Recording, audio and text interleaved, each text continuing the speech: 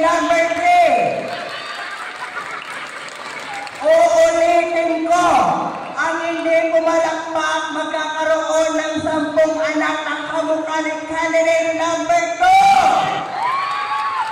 Mga uto-uto. Magandang gabi po sa inyong lahat. Maganda po ang gabi, pinapangit lang po ng ibang kasali. Yung mga unang kandidata, hindi lang po nag-iwan ng mga bahong hininga, nag-iwan pa ng malalaking tinga. Ang unang mga kandidata sa ngalan ng 7 kage, lahat sila amoy tae. Sa ngalan ng 7 Dragon Ball, ang kasunod sa aking mukhang bulbol. Ang sabi ni Pangulong Duterte, pinapatay na raw ang lahat ng adik sa Pilipinas. Bakit si candidate number 2 hanggang ngayon buhay pa din? Kung ang buang ng pangamoy ba ito, si candidate number 2 nagbuang kanoon sa suyog sa tabu. Ang ambaga nila, hindi tanan ng mga adik ala sa prisuhan. Ang iba kandidata sa misgit pangkalawakan, kaya sa candidate number 1, 2, 3, 5, 6, 7, 8, puta hina nyo, sumugod na kayo. Tama na ang huling-huling, tama na ang tipin-tipin. Pagsululog ka na kamo, hindi nyo na pagdata na madalahin nyo pa ko. Pagbasin pagkabasaga, kapanoktok sa inyo panimalay, abi nyo nagsukot utang kay galing tukang. By the way, my name is Corazon Locsin Montalibano Regional Hospital, Section Emergency. Ako po ay nagpapasalamat sa buong may kapal dahil binigyan ko ako ng magandang mata, matatangos na ilong, at kitable na labi.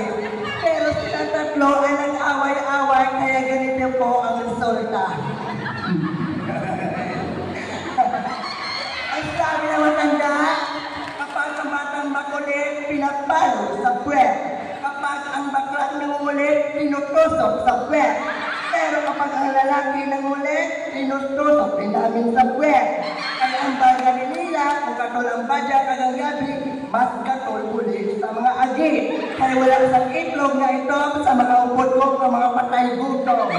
Yes, mahirap po talaga maging babae kung di ka naman tunay na babae. Tama? Mahirap po mga lalaki kung di ka naman tunay na lalaki. Tama? Pero mas mahirap pinanganak ang tomboy girl princess ang pangalan mo. Ang bagay nila, maging kung alam kang magyamuan sa mga agi, sa mga hubog, hindi lang sa tomboy na gagamit ang Miss Perfect Wings. Bago ko po iwan ang apat na sulok na tabladong ito, may isa po kung kasabihan nga katotohanan. Paunawa lang po sa mga bata at gabay ng mga magulang ang kailangan. Kung ano man po ang lumalabas sa aking mga bunganga na hindi magagandang salita, ito po ay pati lamang po ng kasayahan ang inyong maraganan bilang sinasangkupan. Dahil bilang isang bakla, madali lang po sa amin mapayag ng isang tao, pero mas mahirap po sa amin mapapasayahan ng libo-libong katao dito sa mundo. Dahil naniwala po ako na itim po ako ng karamihan, kutsain po ako ng kamaramihan, naniwala po ako kung sino mapanglait at mapanakit, siya po ang hindi pupunta sa langit. Once again, this is your lovely candidate number 4, and should I say, Barangay Bata, Marapara, Matauhay, Malinong, Puno sa Paglaong. Happy Fiesta, Barangay Marapara, and I